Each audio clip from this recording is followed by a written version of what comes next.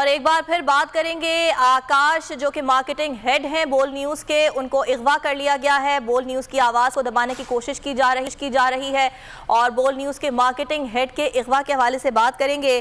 तज्ज़ियाकार हैं शुएब शाहीन साहब, वो हमारे साथ मौजूद हैं। शुएब साहब, बहुत शुक्रिया आपके वक्त का। एक बार फिर हकीकी सहाफ़त के सफ़र में रुकावटें डालने की कोशिश की गई है। मार्केटिंग हेड को अगवा कर लिया गया है, वो कहाँ है अब तक कोई बताने वाला नहीं है, क्या कहेंगे आप? देखें, इस रिजीम चेंज ऑपरेशन के बाद पिछले 1 साल से जिस तरह बदतरीन इंसानी हुकूक की पामाली हमारे सामने देखने में आई है, जिस तरह आइन की पामाली देखने में आई है, जिस तरह लोगों को उठाया जाता है, तशद्दुद किया जाता है, किडनैप किया जाता है, मुकदमात बनाए जाते हैं, वो सब आपके सामने ही है।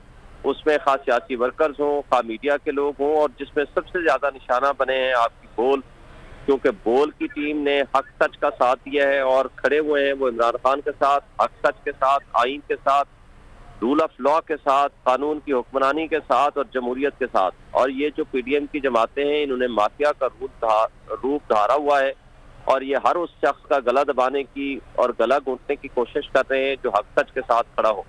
माजी करीब में आप देख लें, शुएब शेख के साथ जिस तरह जाती हुई, जमील फारूकी के साथ जाती हुई, समी इब्राहिम के साथ हुई, इमरान रियाज के साथ हुई, तो इस तरह की ये तसलसल है इनका। और बगैर किसी वजह के, बगैर किसी आर्डर के कई दफा बंदिश हुई, कभी एलानिया कभी गैर एलानिया बोल की। सिर्फ और सिर्फ मकसद ये है कि इनको किस तरह ह्यूमिलिएट करें, किस तरह प्रेशराइज करें, किस तरह इनको ब्लैकमेल कर सकें।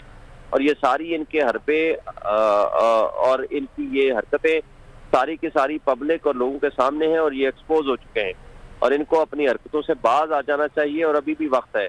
लेकिन लोग इनको अब देख चुके हैं और इनका चेहरा भी पढ़ चुके हैं, मैं इसलिए तो ये इलेक्शन से भाग रहे हैं। तो मैं इनके इस एक्ट की शदीद मजम्मत करता हूँ। मैं समझता हूँ कि इस तरह लोगों को और शहरियों के बुनियादी हुकूक को मुअत्तल करना ये बहुत बड़ी ज्यादती है।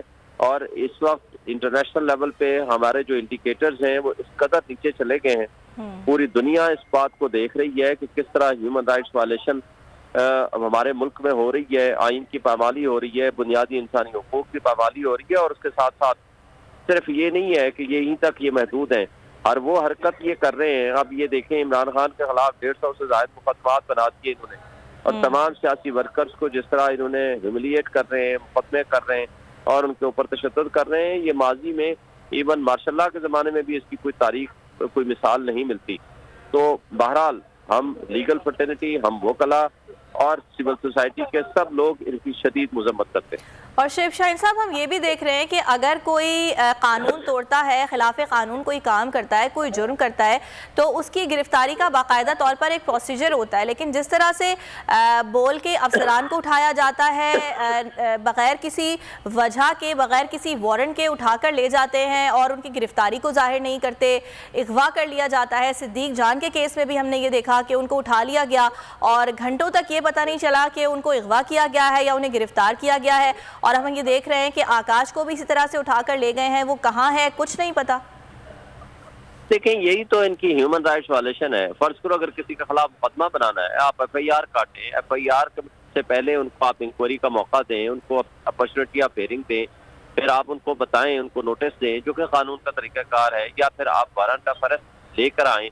अब ये पता भी नहीं और उसको बताएं, उसको कि भाई आपके ऊपर ये चार्ज और इल्जाम है, और उनके लवाहिकीन को बताएं। अब ये जो तर्ज अमल इनका है, ये तो माफियाज का तर्ज अमल है, ये कोई रियासती इदारों का तो ये तरीकाकार नहीं है।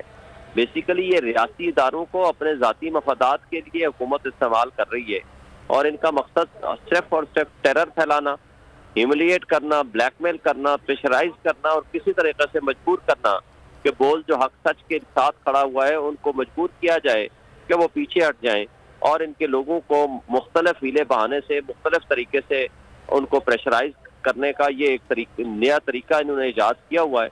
इसलिए मैं समझता हूँ कि ये बुनियादी इंसानी हुकूक के खिलाफ वर्जी है।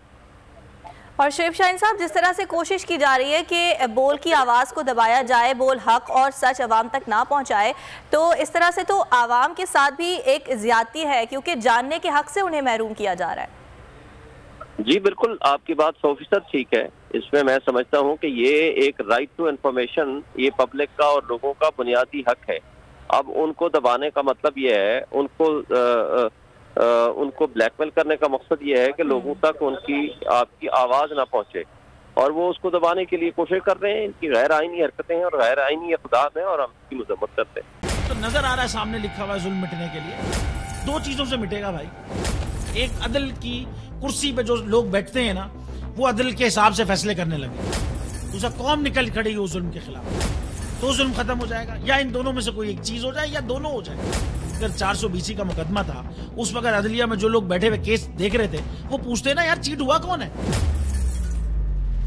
जब उनको दिखता कोई चीट नहीं हुआ, केस खत्म कर देते। तो जालिम जुल्म कर ही नहीं पाता। 9 जजेस ने नोट बिफोर किया मेरे केस को यार, 1.5 साल चला। शख्सी जमानत का केस, सेम केस इस्लामाबाद में कर दिया। एक ही इल्जाम पे 2 केस हो नहीं सकते भाई। मतलब 60 दिन का वक्त होता है, 102 दिन के बाद मैं जीत गया, केस बरी हो गया, 102 दिन के बाद अपील फाइल की, एक्सेप्ट कर ली। नहीं करते ना एक्सेप्ट, खत्म हो जाता ना जुल्म यार। भरी अदालत में मुझे बरी कर दिया, फिर पता नहीं क्या हुआ, 2.5 घंटे बाद का नोट बिफोर, मैं नहीं सुनता ये केस। खड़े रहते अपने फैसले, मिट जाता जुल्म। अल्लाह ताला ने बिठाया इन कुर्सियों पे इनको यार, ये अल्लाह ताला की तरफ से फैसले करते हैं। तो या तो ये फैसले आएंगे, जुल्म मिट जाएगा, या कौम खड़ी हो जाएगी जुल्म के खिलाफ।